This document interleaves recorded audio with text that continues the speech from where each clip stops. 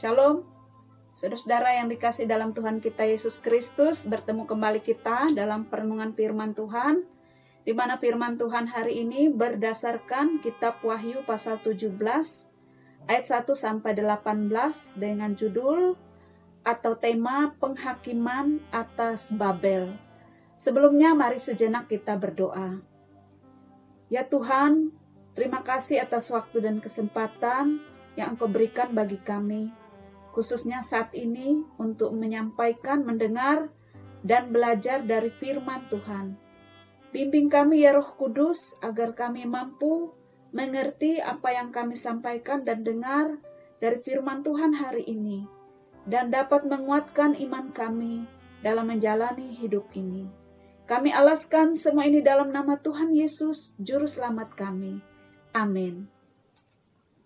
Saudara yang dikasih dalam Tuhan kita Yesus Kristus, penyembahan berhala atau pendewaan hal-hal yang duniawi adalah hal yang banyak sekali terjadi dalam dunia saat ini dan yang ada di sekitar kita. Dan tidak hanya itu, kerap terjadi pula bahwa kelompok-kelompok penyembah-penyembah berhala ini mendatangkan penganiayaan atau penderitaan bagi orang-orang saleh atau orang-orang yang setia dalam mengikut Kristus. Barangkali inilah gambaran yang disampaikan oleh Yohanes melewati kitab Wahyu pasal 17 ini, di mana dia berbicara tentang penghakiman atas Babel dan menyebut seorang perempuan pelacur besar atau Babel itu sendiri, yang merupakan kota-kota besar yang memerintah atas raja-raja di seluruh dunia dan menyesatkan begitu banyak orang. Kita bisa lihat penjelasannya dalam ayat 1, ayat 2, dan ayat 18. Dan tidak hanya itu, tapi juga mendatangkan penganiayaan serta membunuh begitu banyak orang-orang kudus.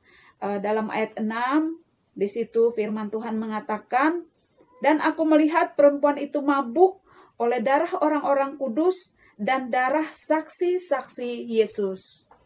Saudara-saudara sekalian, diperkirakan bahwa yang disebut di sini adalah kota Roma sebagai pusat dari banyak penyembahan berhala, serta kaisarnya yang terkenal begitu kejam, yang membunuh banyak orang-orang Kristen yang saleh.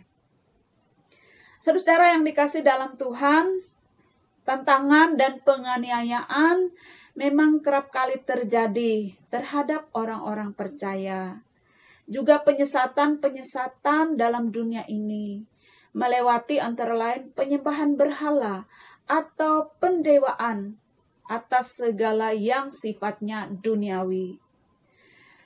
Namun demikian, melewati firman Tuhan untuk kita pada saat ini, kita diingatkan bahwa yang pertama, Tuhan kita, anak domba kudus, telah mengalahkan dunia, telah mengalahkan mereka.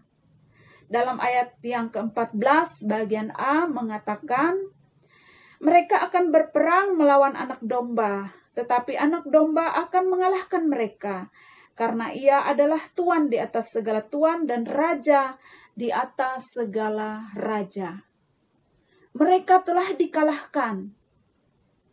Mereka hanya diberi kuasa sementara dan kemudian dikalahkan dalam peperangan melawan anak domba.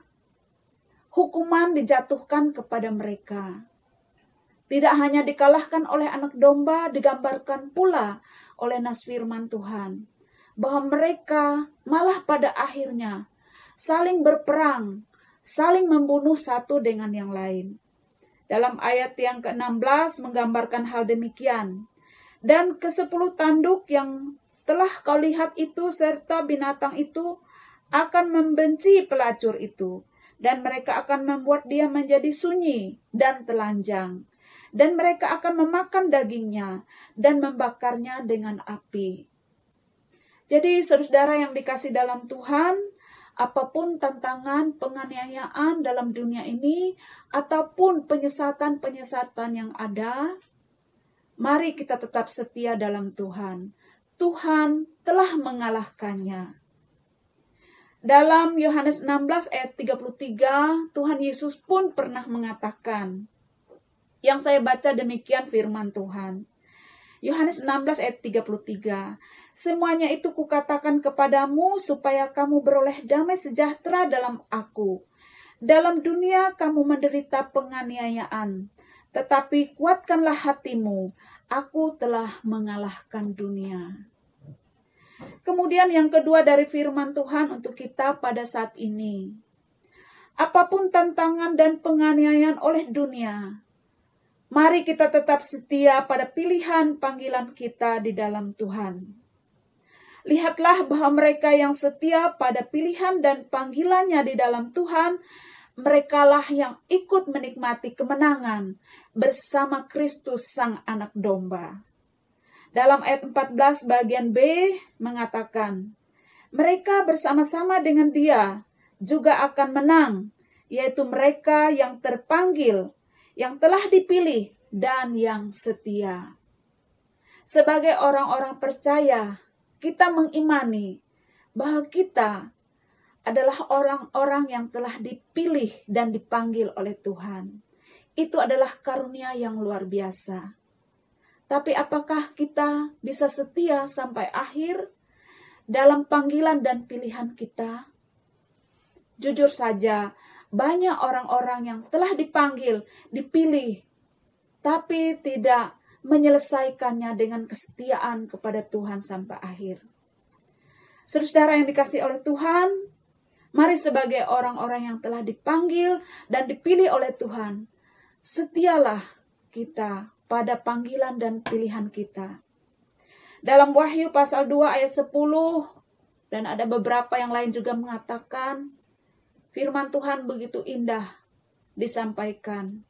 Hendaklah engkau setia sampai mati, maka aku akan mengaruniakan kepadamu mahkota kehidupan. Setialah kepada Tuhan. Demikian firman Tuhan, diberkati kita yang mendengar, mengimani dan melakukan dalam hidup kita sehari-hari.